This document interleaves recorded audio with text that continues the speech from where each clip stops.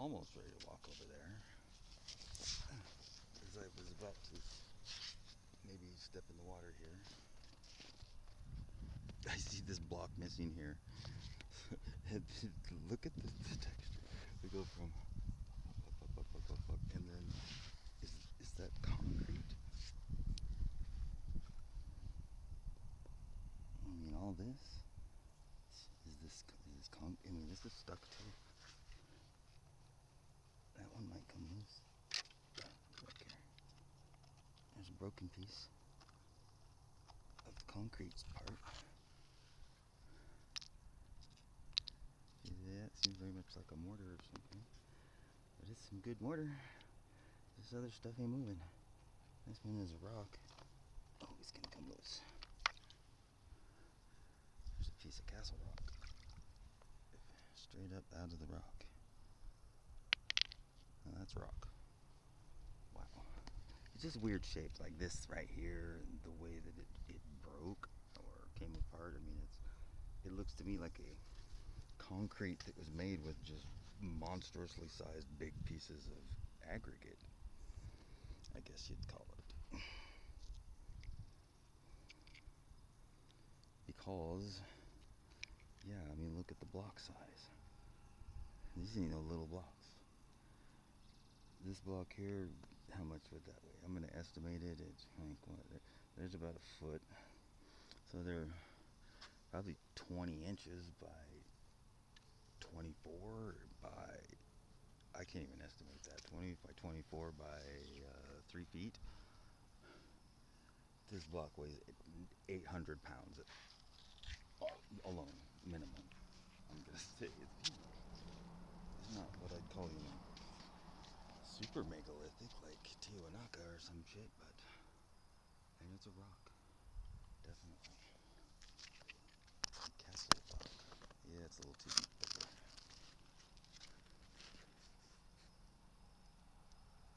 I wonder how far into the ground some of it goes. There's a slab that was supporting something that's some just serious concrete. I guess this seems about normal, but these guys here are kind of odd. Definitely be having to use the steam shovel to move those things into place.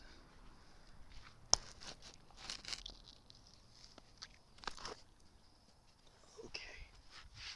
I was gonna walk over there. Might as well just keep recording at this point. Because this place is fairly interesting. This used to be a giant pile of ash here. It's washed away over the years. I remember seeing it once or twice when there was a whole lot of ash on this inside curve, just a mountain of ash. And the mud here is really ashy still, which gives it a really nice quality actually. That's why when I first came here, I decided, you know what, I'm coming back.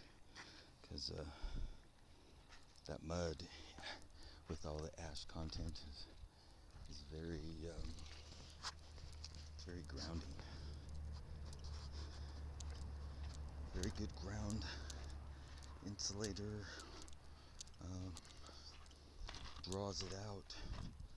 Draws the toxins right out of me in a way that you can literally feel. Look at this guy. Holy smokes. That's some nice rock. I don't know if you can tell, but I might have to hang on to that one. So this is pulverized castle. There was a castle here. Probably a monumental castle, right? From the amount of rock there is. The pillars, the things left from the bridge that used to go to it. I don't know. Just speculation. A lot of pumice. I guess there is a volcano nearby. There sure is a nice variety of rocks here, though. Kind of like at the Lewis, where I go to. There's a huge variety of rocks. Look at this guy. Very squared off. And green with red going through it. Is it a copper and iron mixture?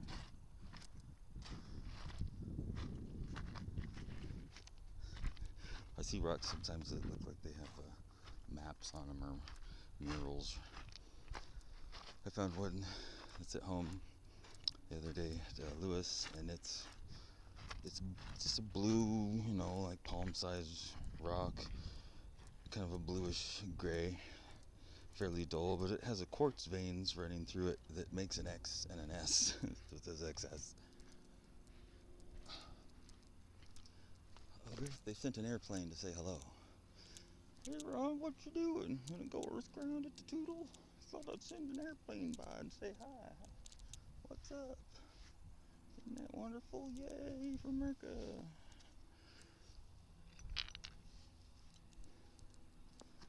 Yeah.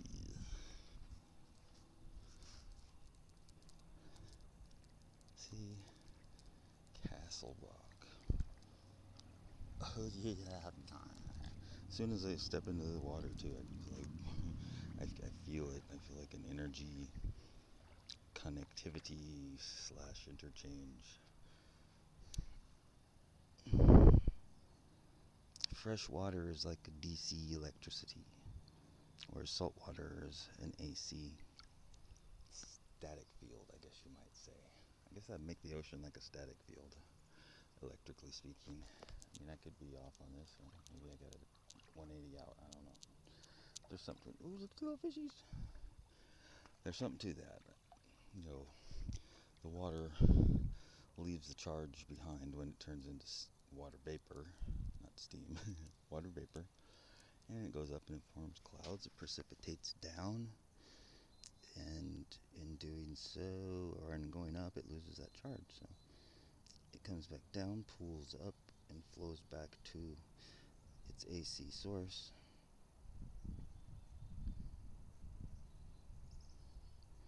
But it, having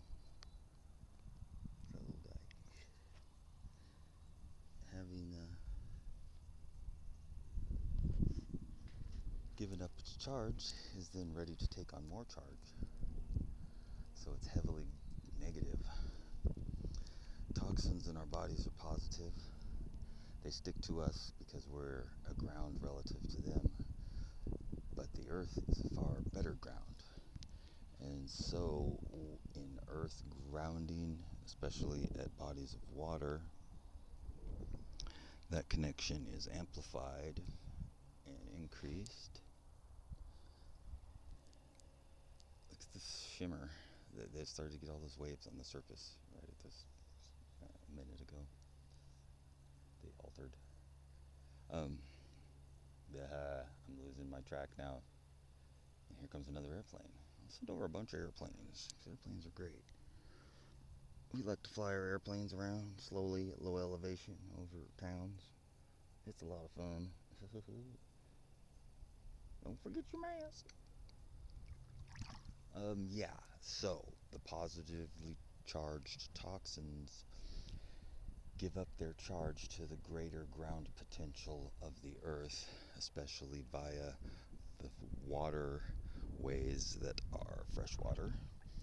And in doing so, they unstick from your body, and your body can then handle them through normal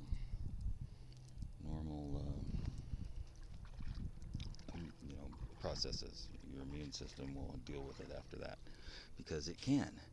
You take away the charge, it stops sticking to you, and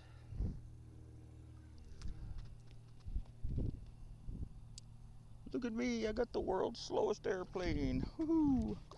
I could go to the mountains, I could go to the sea, but life's a journey, not a destination. Who needs to go anywhere? Let's just stay in town and fly around in circles over people's houses. That sounds like fun. Yeah, let's do that in our airplanes. We'll go fill up the gas tank and fly around in circles all day, slowly, because it's a lot of fun. That's what's going on. That's what's going on. Anyway, where was I? The toxins can leave you then. Okay, done.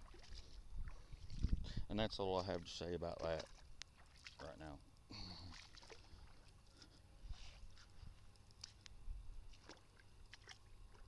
Sometimes I swear I could spawn an airplane, because I know like things that are going to alleviate these Morgellons conditions, and just it's just a weird, odd coincidence that as I go to do those, whatever they may be, whether it's be in the mud in the river, or alcohol that seems to help, or not drinking alcohol topically, or fire, or any of them, fire, air, water, earth. That's really what's working to combat Morgellons is the four: air, water, earth, and fire. Fire does a real good job. Fire is our friend, really, but it's one that must be well respected, and it dictates the rules that you interact with it by. Look at this thing. Oh, that's a mud pit. It's all sandy. And we got a whirlpool going on here because of these circles. Oh, it's the whirlpool center. Wow. It is, look. That one comes in. It's almost, I can almost feel the the rotational energy. And the center's gonna be like right there, right on this edge, kinda. Well, it's probably right here, but the energetic center, not the geometric center. So it's on off center whirlpool. The rope hanging from the tree. Oh, I'm just rambling to myself here. Damn, I'm stoned. Not too stoned to know about Earth gravity. And the videos that are on YouTube about it are incorrect. They've got it wrong. Looks like more Castle Rock on the bank over there. Just a lot of, as monumentally huge as that those chunks of rock were in the concrete. I mean, how much of this big area here is all just rock and rubble? I realize a lot of it is volcanic pumice rock, but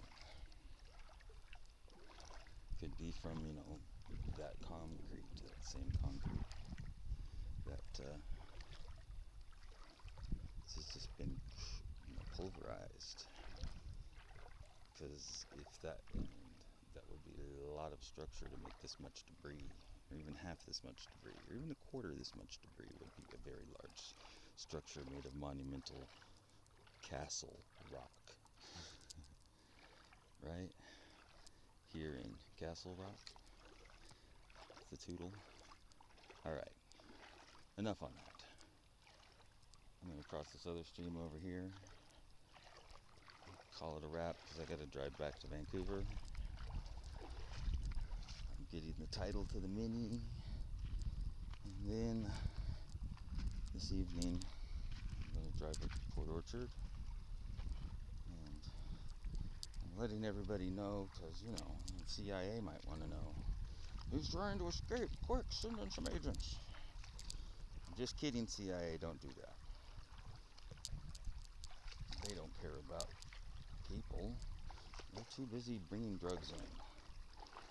Besides, their plan has worked perfectly. What's his name? Edgar Casey. No, it's not Edgar Casey. It's some old dude said in 1968, I want to say. Director of the CIA kind of guy. We'll know we've done our job correctly when everything the American public knows is wrong. Everything, emphasis on everything. So all of these Mars rover, we went to the moon, space is a vacuum and you can walk around in it in a spacesuit, even though the 16 psi that was required to sustain your life is capable of crushing a steel drum, a steel rail car. There's nothing that can withstand 16 psi really structurally next to a true vacuum, because a true vacuum can't be made, and it, in all likelihood can't exist in nature either. We can't make one, not even close, So even under partial vacuum, steel just gives way. I mean, even reinforced, and it doesn't hold up. So the notion that you're going to get in a suit that's flexible and then have the strength to move around is laughable. There's no way that happened, because it can't be done. That's why there's no video of the vacuum chamber testing, because it didn't happen. They didn't do it, because, obviously you can't. I heard a story once about, it was on UAP channel, and he was saying something about the only video possibly he'd found. It's almost perfectly round for a minute. Was a Russian one of an actual vacuum chamber testing, and they got this guy in the suit, and he goes in there and he's got the panic button, and they turn on the vacuum pump, and in like 1.3 seconds he hits the kill switch. He said no, it was giving way. That couldn't even be under vacuum yet, right? So that tells you right there. Also, I've been up in an airplane pretty high before. I've been on top of mountains, and when I look at the horizon, it looks very flat to me. It can't just be that I happen to be sitting in an indentation when I'm on top of a mountain, that, I'm sitting in a bowl that equalizes the distance of the sloping horizon so that it looks flat. That can't be the case everywhere all the time. I'm sorry, it's not. The Earth is quite 2D in that layout, which prompted me to the idea that we only live in a two-dimensional world. This whole 3D thing, space-time being 4, is incorrect, because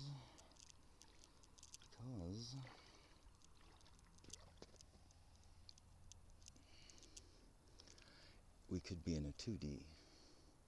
Now, how can you say that? Because things have height, width, and depth, and that's true. However, on a piece of paper, we can draw the picture so that the third dimension is implied.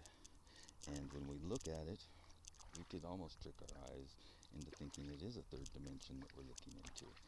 Really good paintings can do that too. And I'm sure everybody knows what you're talking about.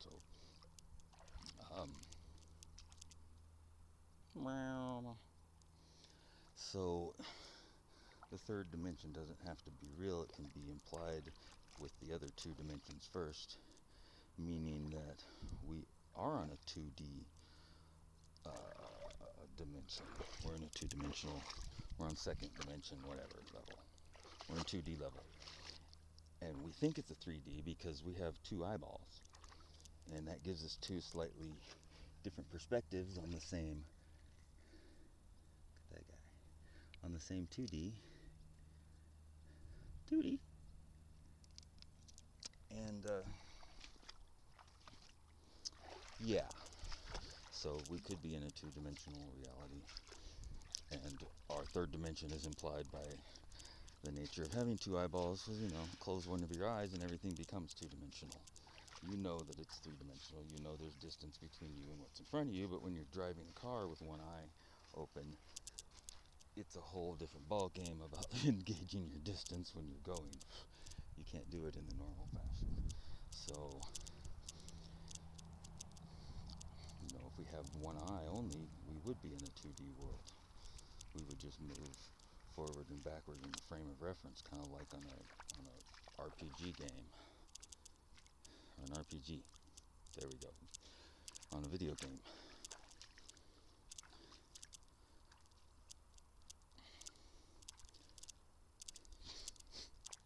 Which kind of ties in with that holographic universe idea, but I can see where it's a popular idea. It has a lot of similarities. Ooh, here's the muck. Yes, this is what it's sticking to my feet. And here's where all the fishes are too. I bet you if I stand here, the fishes will come up and start nibbling on my toes. Let's see. I see fishes right there. They did it before. Until it was freaking me out and I had to move.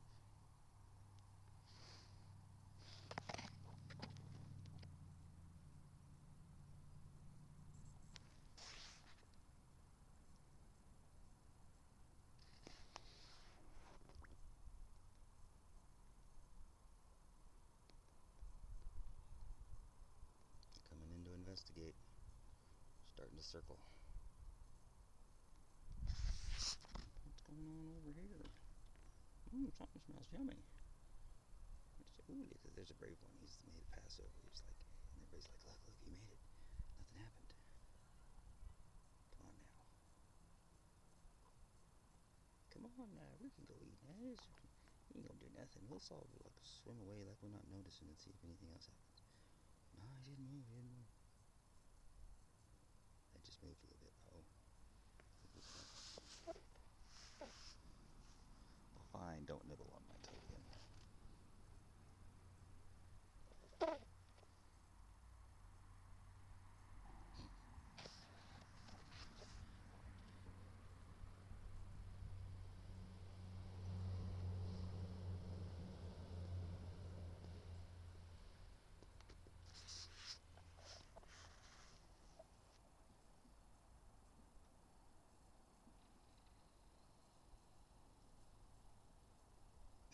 Okay, no fish. 2D reality.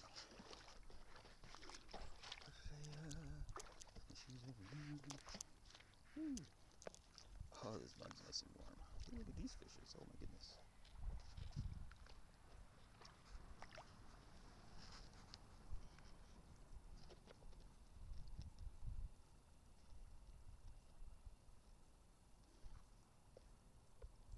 I wonder what these fry are.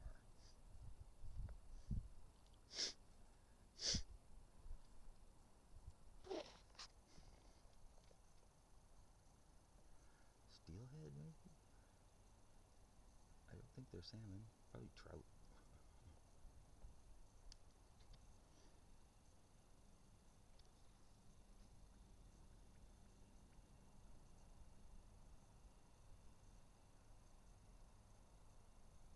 They're curious, though. They'll come investigate. As long as they don't move.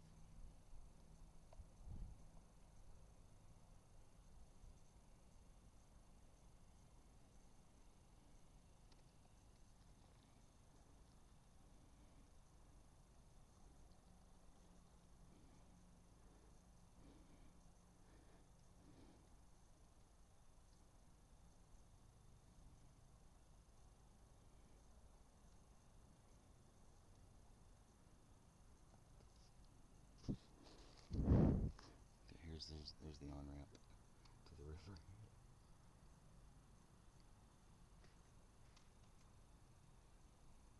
These guys just got off the freeway. Like, hey, watch what's over here. Let's swim over and check it out.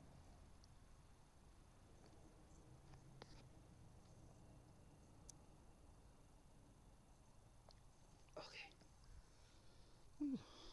This mud sticks to you. Ooh. Very ashy.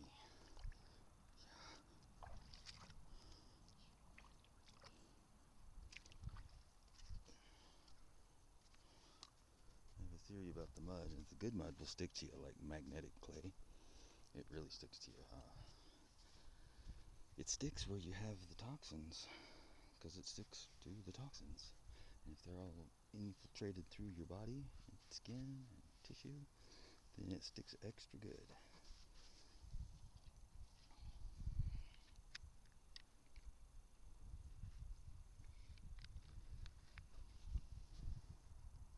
My bridge pieces.